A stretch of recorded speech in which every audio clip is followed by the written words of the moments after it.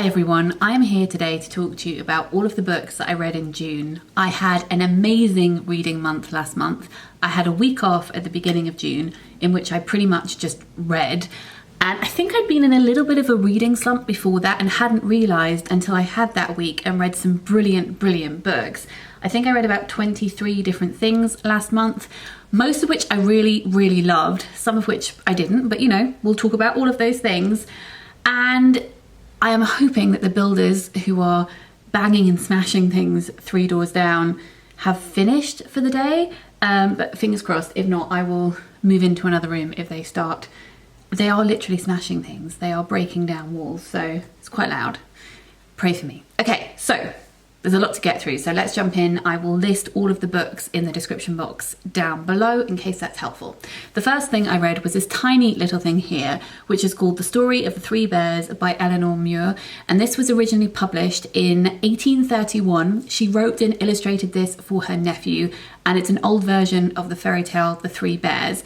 This doesn't have Goldilocks in because she came into the tale later, about 10-20 years later, but this is about 3 bears who live in a very posh house next to Regent's Canal in London, and an older woman breaks into their house and they are so outraged by this that they try and set her on fire and then impale her on St. Paul's steeple. So yeah, I treated myself to this because I have a few older fairy tale type books, and in June I did a whole video about the history of this particular fairy tale, the gruesome, horrifying history as part of my Fairy Tales with Jen series. So I will link that in the description box down below if you would like to go and take a look at that. It's a series that I love doing. So let us then move on to 2 books that I actually didn't finish reading. The first one was a real disappointment for me because I thought I was going to adore it, and it is All Among the Barley by Melissa Harrison. And I'm sorry because I know lots of people watching this absolutely love this book. I just couldn't get into it, and I felt that maybe if I'd read this a few years ago I would have loved it, but maybe I've just got my fill of this kind of book, which is a coming of age novel set in the countryside. I was reminded of things like Elmet by Fiona Mosley, for instance, which I enjoyed much more. I did like the wordplay that she has in this though.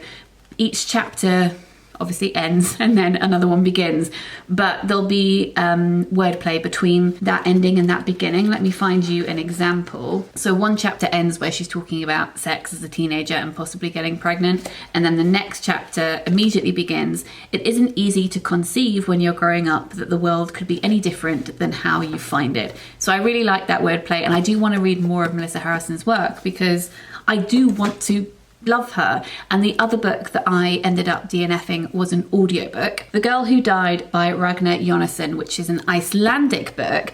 And I've been going through audiobooks trying to find a thriller or crime book that really tickled my fancy, and this sounded right up my street because it's about a woman who takes a job teaching 2 young children on a small island with a population of 10, which is just off the coast of Iceland. And it seemed dark and creepy, ghostly things were happening, but it was just very tropey and predictable. And again, I felt like I'd read other books that did similar things, but much better, such as Florence and Giles by John Harding, which, agreed, is not set on Iceland, but it is remote. It is about a governess who goes to teach 2 children, and it does have ghostly things happening. So if you want something on those themes, I would recommend reading that instead. Next, I read a new to me Nicci French book, because of course I did, because I'm predictable. I actually did a stack of all of my Nicci French books earlier, and I hadn't realised how many I had. I have 20 in hard copy, and I have listened to a few more on audiobook.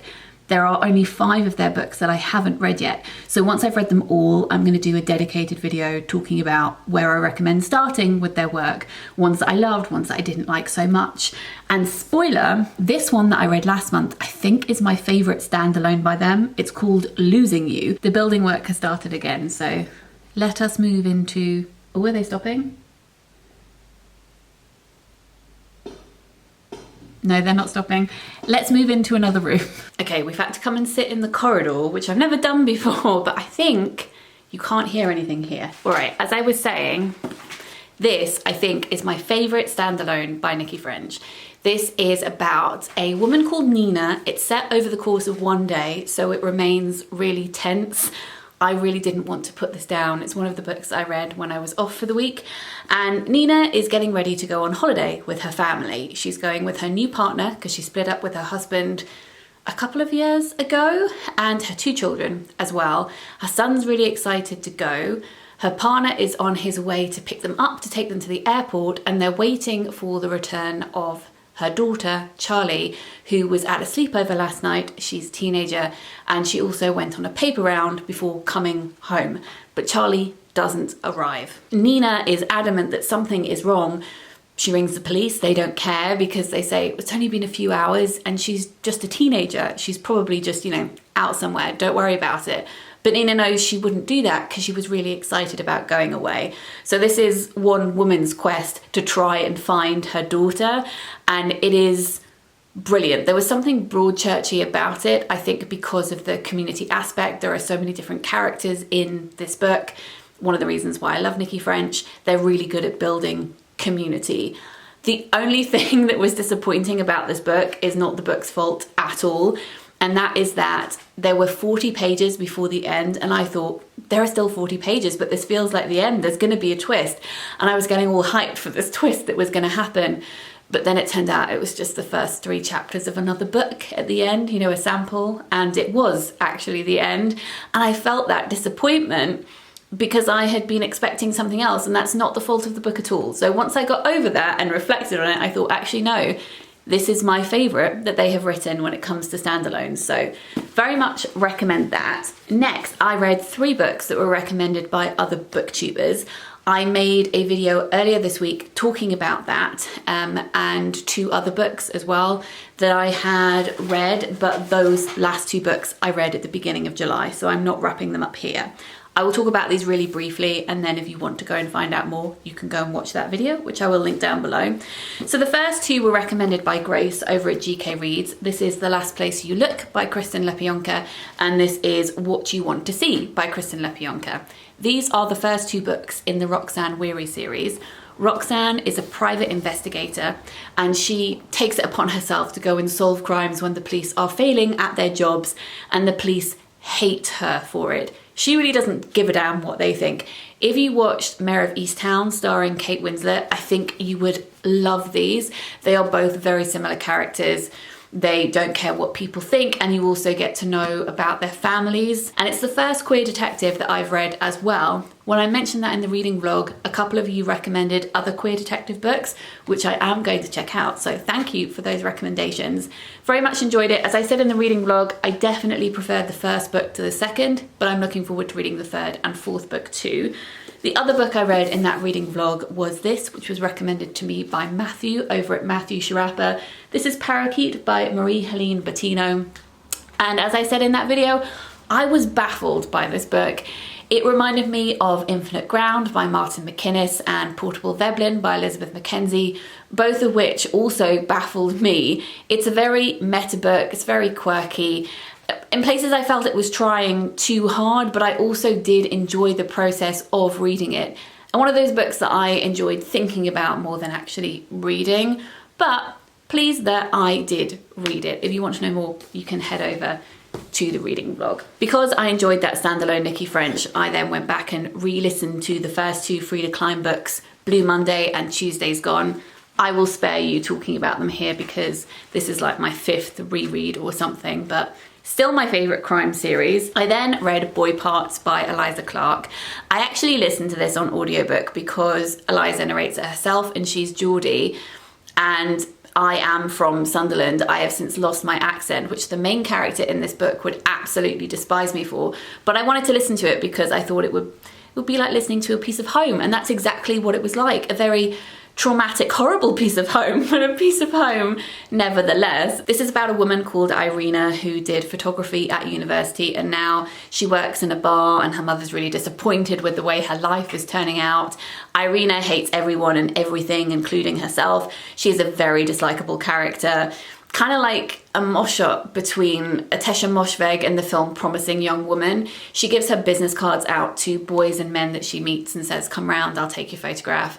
And then she does very sadistic things with these men. And the reason I mention Promising Young Woman is because she is making a political point. with these photographs and the way that she's treating these men, but also that kind of political point is slipping out of her control, and she's finding it harder and harder to convince herself that she's doing these things for poignant reasons as she inevitably just unravels herself. She has a very twisted relationship with Flo, who is her ex-girlfriend, who she manipulates a lot, but Flo also does it back to her. It's a very messy relationship. Flo writes about Irina on her blog, so Irina will deliberately do not very nice things to Flo just so that she can get the satisfaction of seeing how Flo writes about it on her blog. It is hilarious as well as being quite disturbing, and at one point Irina refers to Timothée Chalamet as an absolute baguette of a lad, and I can just imagine Timothée Chalamet as white bread, and that killed me dead. It absolutely killed me dead. Another book I read last month was Detransition Baby by Torrey Peters. This is one of those books that's been everywhere, and I was a little apprehensive to pick it up just because I'd heard so many people talk about it. And sometimes when lots of people have talked about a book, you almost feel like you've read it already by some kind of weird process of osmosis. But when I picked it up and started reading it, all of that disappeared because this book is so complex and covers so many different topics. It's about three people. We've got Katrina, who is a cis woman, Ames, who is someone who used to identify as a trans woman and is now detransitioned to be Ames, but not because they don't still identify as trans, because they were so stressed out and horrified by how traumatic it was to be an out trans person, and they wanted to kind of camouflage back into themselves, and that's something that they talk about in this book. And then we also have Reese, who is Ames's ex, and she is a trans woman. This is not really a book about detransitioning, even though that's in the title. It is about gender and stereotypes and expectations on people and motherhood. These three people are trying to work out if they could bring a baby into the world together because of this particular circumstance that they have found themselves in. It is about found family and queer family, and I'd heard a lot of criticisms about this book just around the dialogue and how a lot of people said that they felt in places it was preachy because characters would make political points in very eloquent ways, and that's just not how people speak.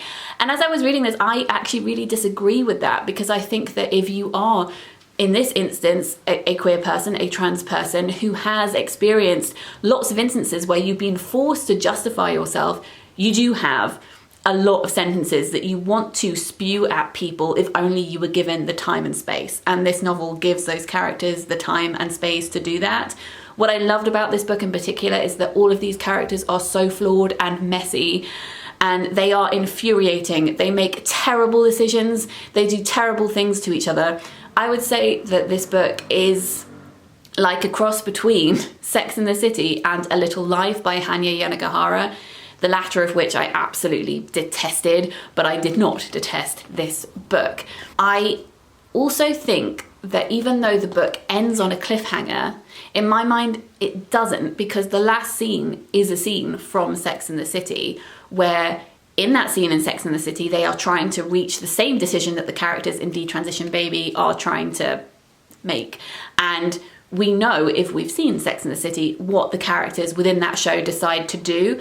And I felt as though, as a reader, we were supposed to extrapolate and then view the character's decision from the show as the decision that these characters in this book end up making. I don't know if that's correct or not. It's obviously not canon because it's happening off the page, but it made me feel more settled with what otherwise could be viewed as a very ambiguous ending. Another book that I would recommend a lot is Universal Love by Alexander Weinstein. This is his second short story collection. The first was Children of the New World, and this is for fans of Black Mirror, pretty much. If you like dystopian sci-fi about how technology can interfere with relationships, this is definitely for you.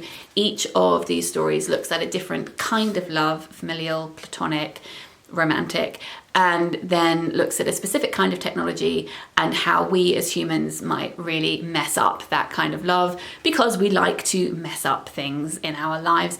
The first one is about a woman who has died, and the members of her family want to keep her alive as a hologram that they keep for themselves. Each one has a hologram of their mother, but because we cherry pick things to remember about people after they die and deliberately push aside some things we don't want to think about, every member of their family has a very different hologram of their mum, and it's really heartbreaking but also very true to life, I think, as to how people behave after someone has passed away. So I love that one a lot, and there's a twist at the end that was actually very, very funny. So yeah, this book is funny as well as being heartbreaking. A book that I read and really enjoyed but didn't end up loving, however, I think loads of other people could really love this, is Lonely Castle in the Sky by Mizuki Tsujimura, and this is translated from the Japanese by Philip Gabriel. Firstly, this is a beautiful book, paperback with French flaps. This is about a teenage girl who no longer goes to school. She's had some really bad encounters with friends at her school, and she just is feeling actually physically ill now because of how anxious she is whenever she thinks about going to school. So she's been home for quite a long time. Her parents want her to transfer to a different kind of school. She doesn't want to go anywhere at all. One day her mirror in her bedroom starts gleaming and she's able to walk through it into a castle where there are other teenagers who, for whatever reason, are also not going to school.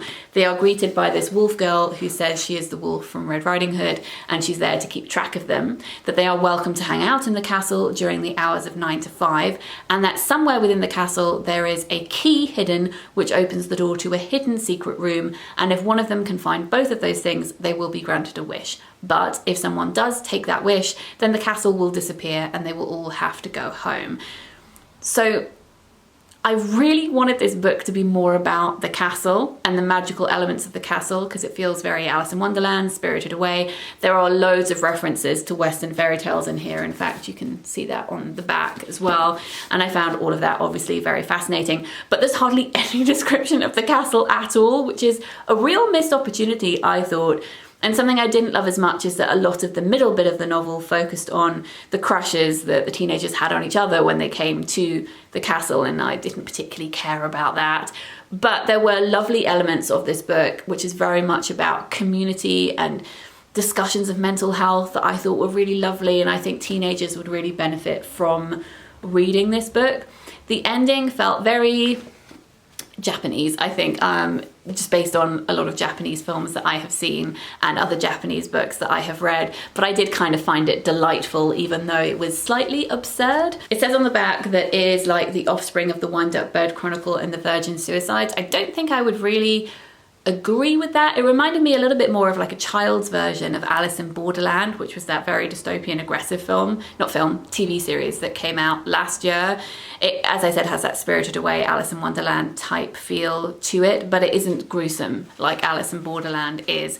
It just has that very childlike nostalgia feel to it, where you just wish that there was a magical place that you could go to where you could meet like-minded people. So recommend this one. I then read 2 anthologies. The first was this one, which is Cusp, Feminist Writings on Bodies, Myth and Magic, and this has fiction, non-fiction and poetry. The majority of the illnesses discussed in here are things like endometriosis and ME, which was really wonderful to read about, and there's lots of great writers in here. I had hoped that there may be some more on disfigurement, but that's obviously just my personal thing that I like to read about. But there are so many great topics covered in here, and as I said, a wonderful way to discover new writers. And I would really recommend checking out Ache magazine in particular, which is their core magazine. I also read What She's Having, which is a collection of essays, poetry and non-fiction, all about women and food. I think my favourite story in here was by Alice Slater, which is about friendship and toxic dating and linking dating to something vampiric. And I'm so excited for Alice's novel, which is coming out. I don't think it's coming out until next year, but I am super, super excited about that book. And the more writing I read by her, the more I love. This is published by Dear Damsels, who also have a collection called Call Me When You're Home, which is on female friendship. And I've bought that one because I would like to read more of the stuff that they publish. And again, because they're such a small price, this is a wonderful way to discover new writers who you may not have heard of before. I read Stone Fruit by Rebecca Perry, which is her second full-length collection. I loved her first, which was called Beauty, Beauty. This covers loads of different things, including some poems about competitive trampolining, and I particularly love the ones that were reflecting on lost love and girlhood and thinking about them or those experiences as ghost-like and a series of hauntings. Here are a few lines that I have underlined. This is from a poem called Beeches 4. He wore my heart around his neck on a strip of leather. The heat at its centre was gone, but I knew it as mine from its shape and hardness and the way my gummy chest called out to it. With a low humming noise, my chest a moonlit fridge in a sleeping apartment. I love that. And then she says at the end of another poem, which is about the problem of writing poems about things that may or may not exist in your head. If you fail to close the door on a poem, how can it sleep? Anyone could look in. Gives me shivers, that line. I love it. All right, we are reaching the end. I read these 4 pamphlets, or rather reread them. They're published by Rough Trade Books in collaboration with Garden Magazine, and I read them because I was writing an article about them for Toast Magazine. So I won't review them here. I will just link that in the description box down below. But essentially these pamphlets are about the importance of open community spaces, open green spaces, how we protect our planet, how we can do more to provide access for people, and also to think about the history of gardening, decolonizing gardening, and they're just really, really fascinating. And each one comes with one of these. So a little seed card that you can plant anywhere. Some of them have herb seeds in, some of them have wildflower seeds in. And over on the article that I wrote, we are giving away a set of these pamphlets. And that's open internationally. So if you would like to, oh, that's nearly going to fall. Prevented a catastrophe. If you would like to win a set of those pamphlets, you just have to leave a comment on the article talking to us about some of your favourite green spaces or memories of nature. I'll link that in the description box down below. And I think when I'm filming this, not loads of people have commented, so I think you're in with quite a good chance of winning if that is up your street. Then I read The Secret Lives of Church Ladies by Deesha Philyaw, and this contains, I think, one of my favourite stories ever. So this is about 9 women. None of these people know each other. They're not interlinked short stories. 9 women who go to church and are feeling a lot of shame, have been made to feel a lot of shame about their sexuality or their desires. And it just is so... I feel like each story is a lesson on how to write a short story. Her craftsmanship is just wonderful. And the story that was my favourite is one which is called Peach Cobbler, which is about a young girl whose mother makes a peach cobbler every week for God, or who she thinks is God, but is actually the vicar, because her mum is sleeping with the vicar in order to pay for electricity and stuff.